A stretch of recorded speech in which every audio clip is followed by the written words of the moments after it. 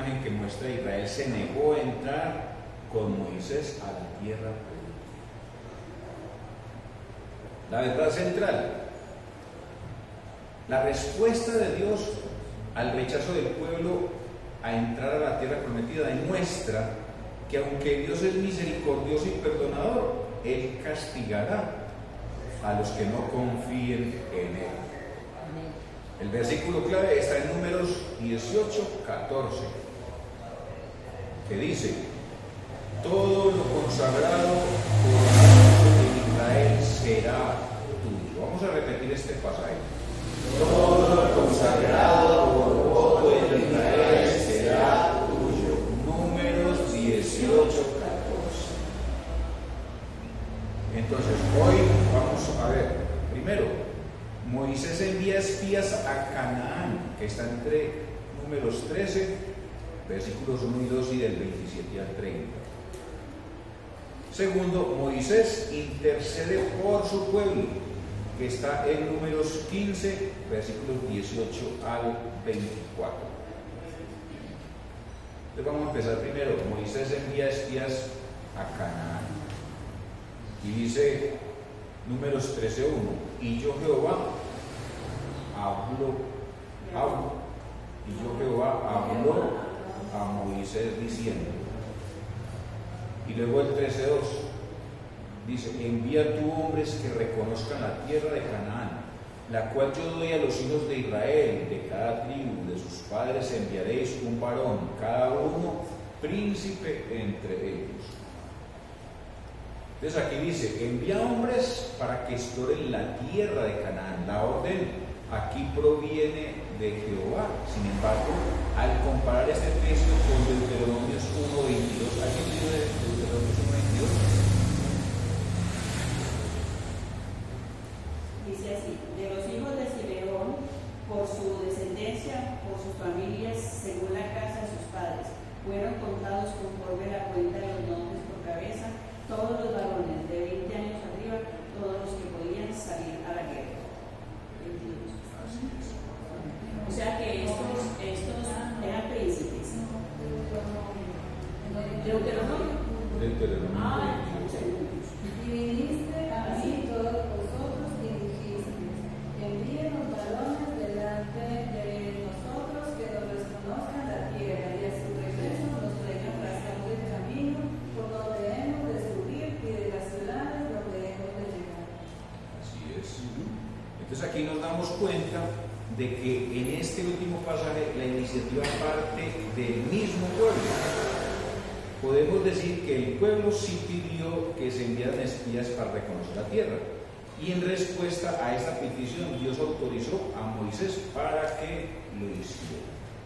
O sea que tenían que mandar ¿cuántos príncipes? Uno de cada O sea, eran 12 tribus y eran los que debían de ir. Canaán es el nombre aplicado en la región comprendida entre el río Jordán y el mar Mediterráneo. La palabra Canaán es de origen semita y significa tinte, púrpura, carmesí. Otros creen que significa mercader. Su equivalente en griego es Fenicia. En griego es Fenicia, que significa tinte carmesí. Los beneficios eran reconocidos por la fabricación de este tinte. Los fenicios, sí, los fenicios eran reconocidos por la fabricación de este tinte. O sea que en esa área lo que hacían era todos estos tintes, ¿cierto? El carmesí, el púrpura, y todo eso. Ellos eran mercaderes realmente que hacían todas esas para poder teñir las telas y todo lo que ellos hacían. Un hombre de cada tribu. Observe que esta lista es diferente de la que encontramos en el capítulo 1. Los hombres seleccionados para esta misión gozaban de estima y respeto de sus respectivas tribus. La responsabilidad de estos espías era recoger toda la información posible acerca de la naturaleza de la tierra de Canaán y de sus habitantes. O sea, era una misión tremenda, difícil.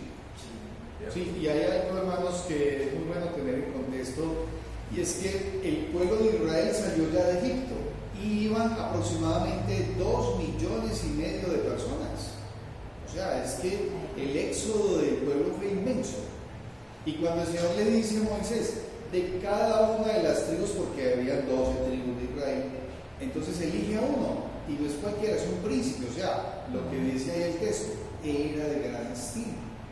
Entonces, 2,5 millones de personas, pues Medellín tiene 3 millones, o sea, era mucha gente, y seleccionaron solo a 12 para que fueran a una misión de suma importancia. Sí, como espías, o sea, iban a ir como encubiertos. Sí.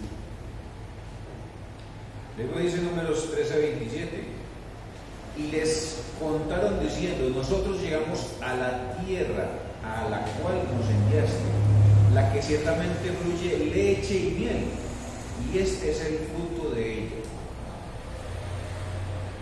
Los espías confirman que en realidad la tierra a la cual iban era tal como Dios se lo había descrito a Moisés. ¿Qué dice Éxodo 3:8?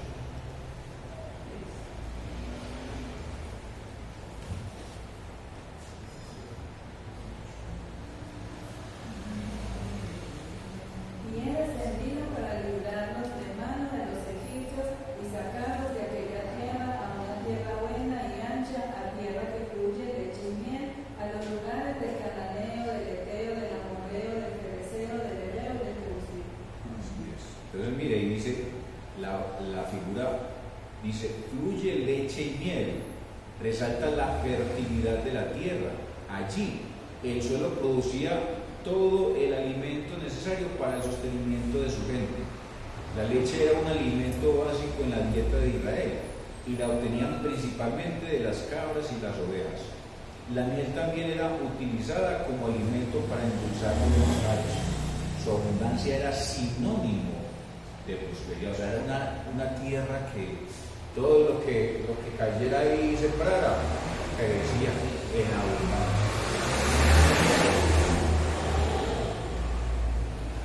El informe de los espías comenzó con una nota muy positiva. Para demostrar que no mentían, llevaron consigo una muestra de uno de sus productos que se daba en aquella tierra y dijeron al pueblo, este es el fruto de ello. Si aquí hubieran dejado su informe, no cabe la menor duda de que el pueblo hubiera presionado a Moisés a apresurar la conquista de la tierra de promisión. Sin embargo, después de hablar de la bondad de aquella región, los espías transmiten la nota de pesimismo, la cual desalentó al pueblo. O sea, esos otros espías que fueron, entonces llegaron diciendo, no, es que allá hay gigantes, no podremos contra ellos. O sea, fueron totalmente pesimistas a lo que el Señor les había mostrado.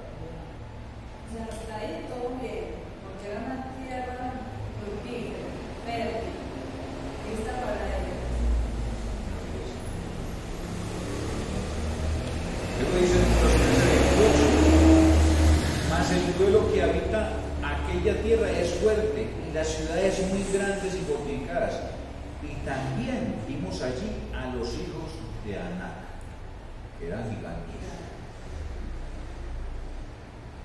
Los espías informan acerca de los habitantes de Canaán y los presentan como personas fuertes. De esta manera, ellos presentan la relación entre la tierra productiva y la fortaleza de los habitantes. Las ciudades construidas de acuerdo con la arquitectura de su tiempo estaban rodeadas por terraplenes, murallas y torres para la defensa. A 10 espías les pareció que eran inexpugnables. Como si esto fuera poco, también se dieron cuenta de que los habitantes eran descendientes de Anac. Anac, que significa de cuello largo, eran descendientes de Arba, que está en Josué 15:13. Eran una tribu que habitan en la región de Efrón. O sea, era gente grande, no eran pequeñitos, no eran enanos.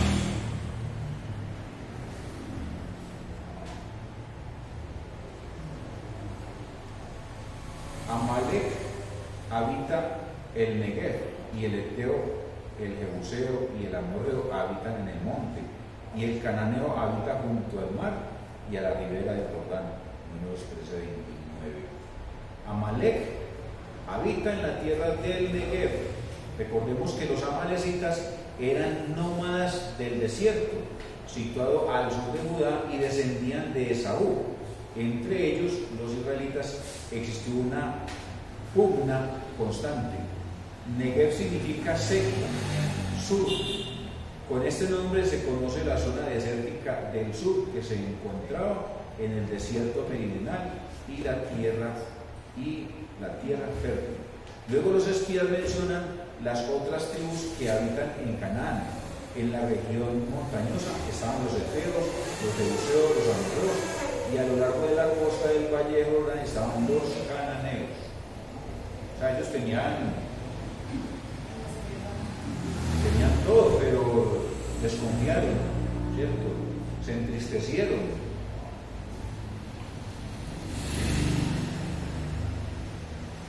Entonces dice Números 13:30, entonces Caleb hizo callar al pueblo delante de Moisés y les dijo: subamos luego y tomemos posesión de ella, porque más podremos nosotros que ellos. O sea, Caleb siempre tuvo ese positivismo de que la mano del Señor siempre iba a estar con ellos.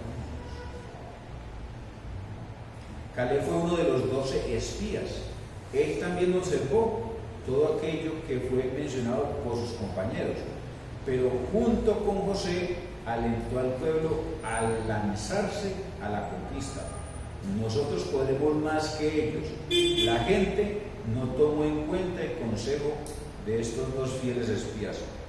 Esto provocó el enojo de Jehová, quien anunció que heriría al pueblo rebelde y lo desalojaría, pero haría una nueva nación más grande y más fuerte. Ante este anuncio, Moisés intervino y suplicó la misericordia de Dios. Porque a veces, cuando hay rebeldía en nuestro corazón, entonces nosotros, yo no quiero ir a la iglesia, yo no quiero tal cosa, no quiero ir al discipulado que está el pastor Luis Carlos ahí en la corporación organizando y nadie entra, entonces se apartan, ¿cierto? Pero el Señor tiene siempre misericordia de nosotros y Él quiere que nosotros nos acerquemos, que busquemos siempre de nuestro Dios, porque Él es grande, misericordioso y es perdonador. Hay algo que puede que nos ayuda, es que pongamos todo en la presencia del Señor y que le creamos, porque más fuerte es Dios que cualquier cosa, cualquier peligro. Pero nosotros estamos viendo hombres inmensos, cosas que no fuera como de lo normal, y detenemos, porque vemos todo aplastado. Y no, nuestro Dios es más poderoso que cualquier problema que se atraviese en el camino. Si nosotros vamos confiados en el Señor, eso era lo que quería Dios del pueblo, que lo vieran a Él y que lo siguieran a Él y que hicieran como Él les mandaba. Esa tierra ellos tenían que recuperarla, porque esa fue la tierra que Dios le prometió a Abraham. Y ahí estuvo Isaac, estuvo Jacob, hasta que hubo hambre y la tierra tuvieron que ir a Egipto, ¿cierto? Entonces ellos iban a recuperar su tierra. Pero ellos vieron todo el poder de Dios, cómo abrió el mar, cómo les daba la comida del cielo, los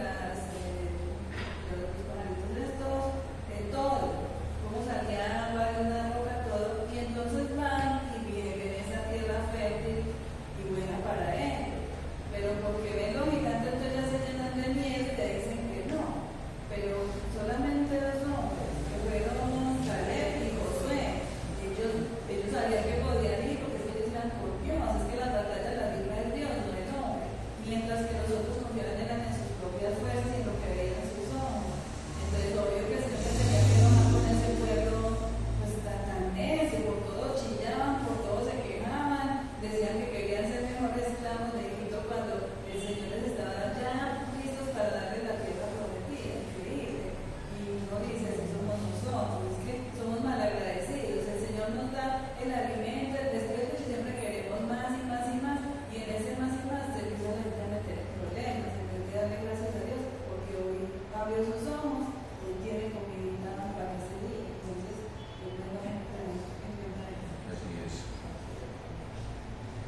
Segundo, Moisés intercede por su pueblo.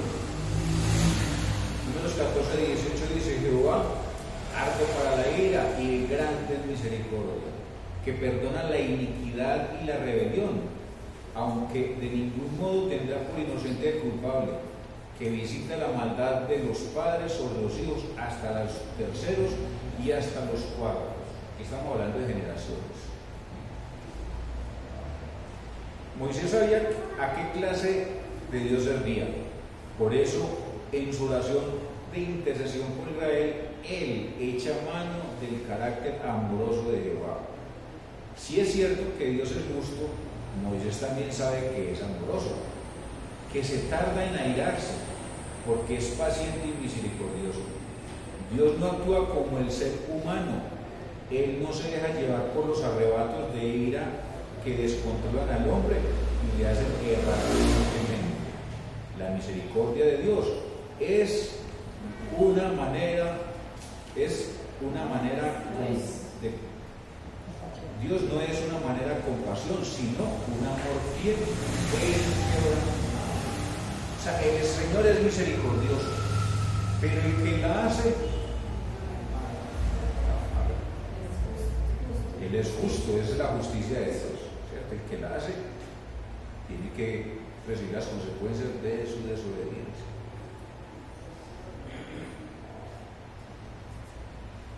Por este amor que Él perdona la iniquidad y la rebelión, pero también Moisés sabe que Dios es justo. Por eso declara: de ninguna manera dará por inocente el culpable. Como Dios es justo, Él no puede pasar por alto el pecado. Quien como pescador se acerca a Él con un genuino arrepentimiento, hallará el perdón. Pero quien no se arrepienta tendrá que cargar con el castigo correspondiente. El pecado afecta no solo a quien lo comete, sino a quienes le rodean. No hay duda de que los efectos del pecado de una persona se extiendan a otros. Por ejemplo, un alcohólico engendra hijos que nacen con problemas genéticos debido a los efectos nocivos del alcohol. Entonces ahí es donde nosotros tenemos también que tener cuidado, ¿cierto? Una persona que se está emborrachando permanentemente y va a engendrar un hijo, va a salir posiblemente con deformidades, ¿cierto? Y hay que tener mucho cuidado con todo eso. Luego dice Números 14, 19: perdona ahora la iniquidad de este pueblo, según la grandeza de tu misericordia, y como has perdonado a este pueblo desde aquí, desde Egipto hasta aquí. Aquí tenemos la súplica de Moisés. Ya ha recordado a Dios su misericordia. Ahora, basado en esa misericordia, le pide que perdone a su pueblo una vez más, así como lo ha hecho desde que salieron de Egipto. Nuevamente se evidencia el amor fiel de Moisés hacia su pueblo. Dios le había dicho que podría hacer de él una nueva nación, que está en el versículo 12, pero él no estuvo dispuesto a disfrutar solo de las bendiciones, antes que su propio bien. A Moisés le interesaba el bienestar de todos sus hermanos, por eso vuelve a interceder por ellos. Sí. Hermanos, hay algo importante. En el desarrollo de la historia, Moisés intercede delante de Dios. ¿Por qué? Porque Dios ha emitido un juicio. El Señor cogió y le dijo a Moisés: venga para acá, va a elegir a un príncipe de cada una de las tribus de Israel y va a ir a mirar el sitio, espíe. Cuando ellos vuelven, ya vimos de los 12 espías, 10 se llenaron de miedo. No, es que hay gigantes. No, nos van a matar. No, todo es muy bonito, todo es grande, pero nos van a dar duro. Se llenaron de miedo y contagiaron al pueblo. Josué y Caleb dijeron: no, vamos confiados en el Señor, pasemos. ¿Sí? Habían salido de Egipto y llegaron. Ese viaje hasta la llegada a la tierra prometida duraba 12 días. 12 días. Y llegaron hasta allá. pero cuando llegaron se asustaron y se llenaron de temor. Por eso en el capítulo 14 dice: y se quejaron contra Moisés y contra Aarón, todos los hijos de Israel. O sea, no fueron uno o dos, fueron todos. Y les dijo toda la multitud: ojalá muriéramos en la tierra de Egipto.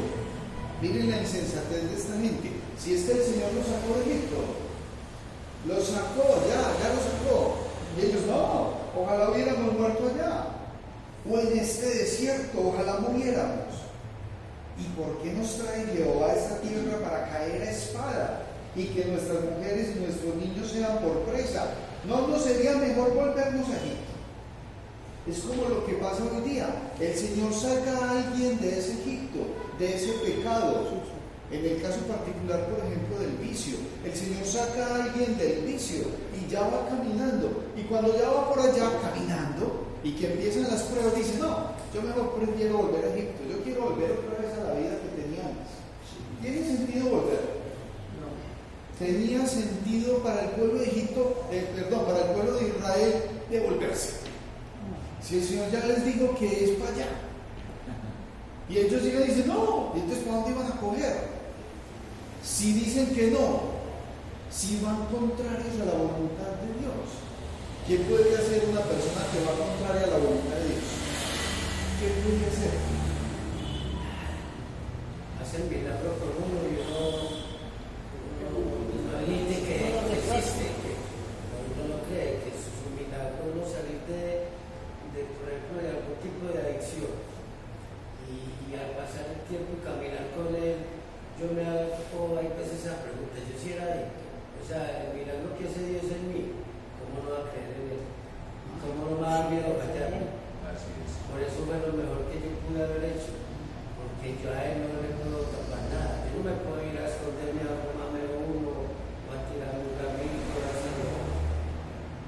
Respecto a él, tiene que me tiene fortalecido. Y Dios emite un juicio, ¿y qué dice? Todos los que son mayores de 20 años no van a entrar a la tierra prometida. ¿Cuántos de 2,5 millones podrían ser mayores de 20 años? Y ya emitió un juicio, y ese juicio fue dado por Dios. Y como consecuencia de eso, ¿qué les pasa? El Señor los manda a deambular por el desierto. 40 años, un viaje que duraba 12 días. Se van, ¿a qué? A sufrir, a llevar del bulto. ¿Quién se devuelve de lo que el Señor le ha dicho? Y sigue metido en el vicio, en el problema. ¿Es cuánto tiempo? Eso es mucha insensatez. Y por eso Moisés está intercediendo: Señor, perdona la iniquidad de este pueblo según la grandeza de tu misericordia. O sea, y nos has perdonado hasta aquí. Y es lo mismo que hacemos hoy como iglesia y como congregación. Pedimos por nuestros hermanos, por nuestros amigos, pero hay que obedecer. Hay que creer lo que el Señor dice. O si no, si un gigante lo va a hacer devolver a usted, si un problema lo va a llenar de miedo, pues ¿de qué estamos hechos? Sí es. No es la afrenta, fue muy grande contra Dios, porque mire, el versículo 3 dice: ¿y por qué nos trae Jehová a esta tierra para caer a espada? Oiga, esa pregunta, y muchas veces nosotros como cristianos hacemos eso: ¿y por qué Dios permitió que tal cosa? ¿Y por qué Dios? Y culpamos a Dios. Dios no nos tiene por inocentes cuando nos culpamos a Dios para nosotros satisfacer nuestro ego. No, Dios hace lo que tiene que hacer, y Él se los demostró. Él dijo que las llevaban a una tierra buena, que solamente que confiaran en Él. Así nos pide ahora: confíen en mí, que yo estoy aquí, pidan y pongan delante de ustedes en que yo obraré lo que dice que hace. Entonces ahí tenemos que esa exclamación del pueblo fue bastante grande. Así es.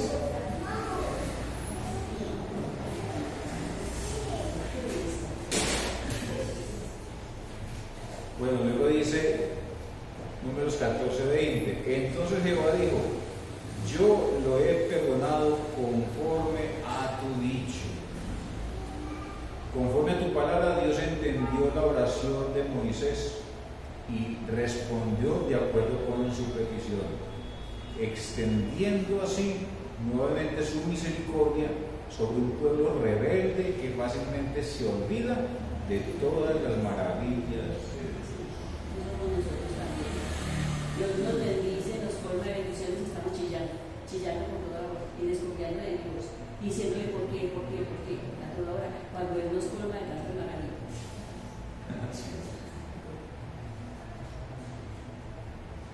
Luego dice Números 14:21, más tan cierto como vivo yo y mi gloria llena toda la tierra. Y 14:22, todos los que vieron mi gloria y mis señales que he hecho en Egipto y en el desierto y me han tentado ya 10 veces y no han oído mi voz. A ese punto hay una cosa que es importante, que es que pues el pueblo vio como Dios castigó a Egipto con las plagas, y cómo abrió el mar, y cómo se ahogaron los egipcios en el mar, y cómo cuando tuvieron sed de beber, pues en las aguas amargas, que tumbaron el árbol y se les volvieron aguas comestibles. Y muchas maravillas que Dios hizo dentro del pueblo para que ellos estuvieran bien, y aún así no confiaron en Él. Confiaron más que los gigantes los iban a vencer, que ese pueblo que era numeroso, los iban a derrotar en el poder de Dios. Entonces, si yo no estoy confiando en Dios, ¿en qué estoy confiando? Así es. Aunque Dios no envía el castigo anunciado en el versículo 12, sí afirma que no pasará por alto el pecado del pueblo.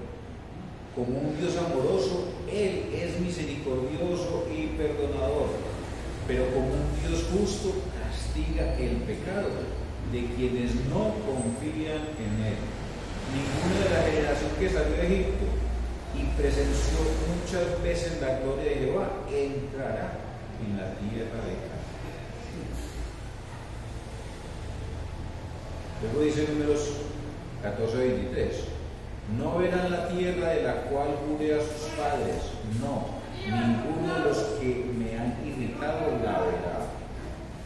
Los israelitas estuvieron por 40 años dando vueltas por el desierto.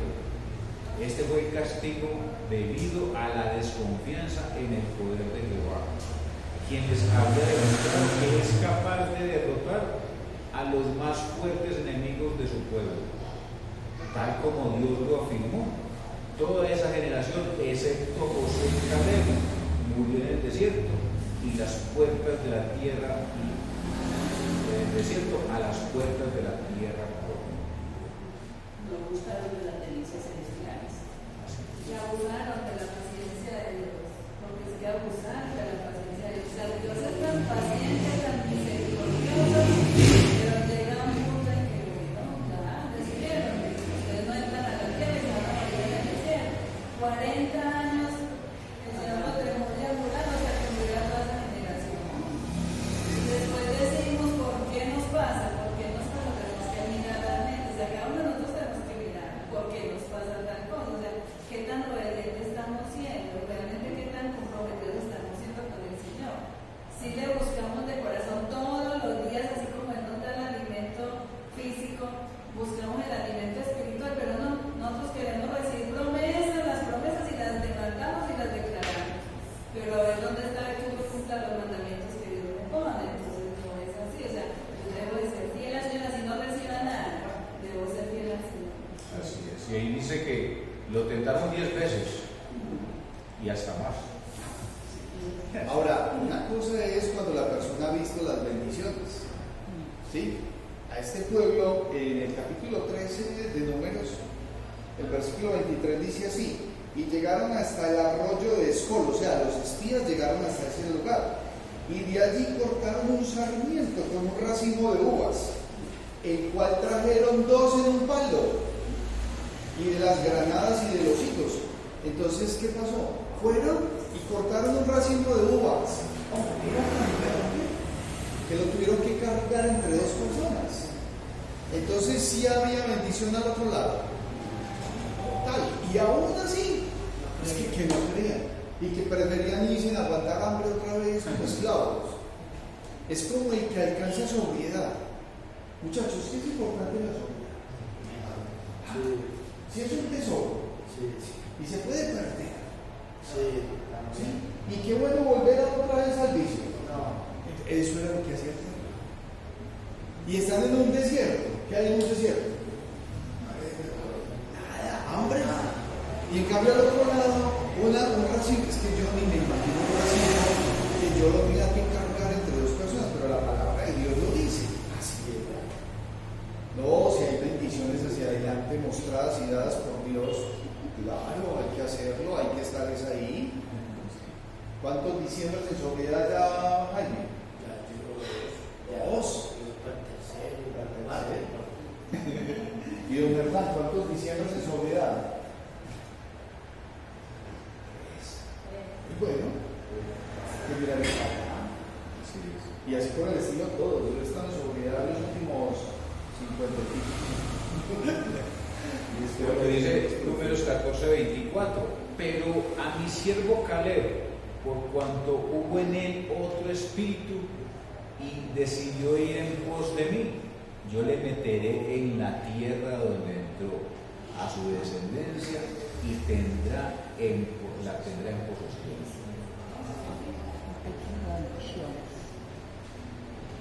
A mi siervo Caleb yo le introduciré en la tierra a la que él fue, y su descendencia la tendrá en posesión. El cumplimiento de esta promesa lo encontramos en Josué 14:6-16 y en Jueces 1:20. Aplicaciones del estudio. Sí. Pues hay que ver mira lo importante, al que venció, al que realmente confió, al que creyó. Yo quiero ser siempre, ¿no? O sea, porque soy yo quien doy cuentas a Dios. Entonces, cada uno de nosotros tenemos que pensar si queremos recibir las bendiciones, las promesas del Señor. Obviamente vamos a pasar cosas, porque siempre dice que nosotros tendremos aflicción. O sea, es que el Señor no nos promete que va a sacar dinero, pero el Señor nos promete que va a estar con nosotros todos los días, ¿no? Y qué mejor que tener al Rey de Reyes y Señor de Señores siempre con nosotros. Pues no vale la pena ya nada de este mundo, hay que dejar las cosas en el mundo. El Señor dice que si alguno ama al mundo, el amor del Padre no está en él. Tenemos que desechar las cosas del mundo y empezar a vivir en santidad para nuestro mundo. Así es, y él dice, confiad, yo he vencido al mundo. O sea, nosotros tenemos que estar siempre al lado de nuestro Señor Salvador. Aplicaciones para el estudio.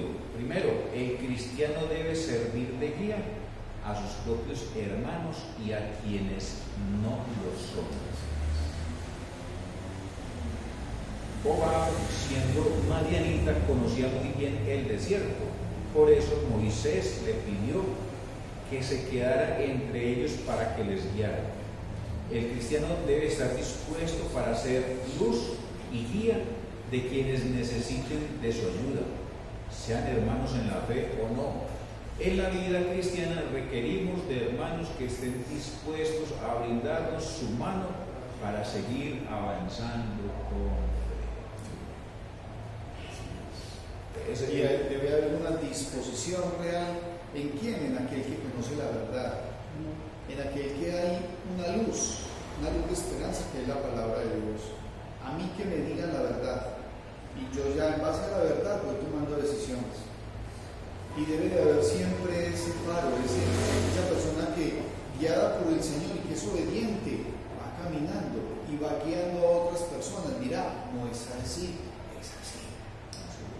Y el Señor que nos ponga esas palabras de sabiduría, porque uno no es papá de muchas personas. Yo soy el papá de este muchacho, no, de él y de mi hijo Felipe. Pero asimismo, si yo tengo que llamar al orden a una hermana de la iglesia, con amor, yo te lo digo. ¿Por qué? Pues porque hay ese amor, porque hay ese cuidado. Y tenemos que guiar. ¿Qué tal que no? Porque el que sabe hacer lo bueno y no lo hace, le es cuidado. Así es. Segundo, la reconciliación entre hermanos se hace posible cuando se pide y da el perdón. Luego de haber murmurado contra Moisés, intercede por su hermana. De igual manera, en la iglesia, el perdón es el camino para la reconciliación de los hermanos. Nosotros como iglesia tenemos que estar siempre pendientes, ¿cierto?, de todo esto, porque el Señor nos perdona y nos ayuda en todas nuestras necesidades.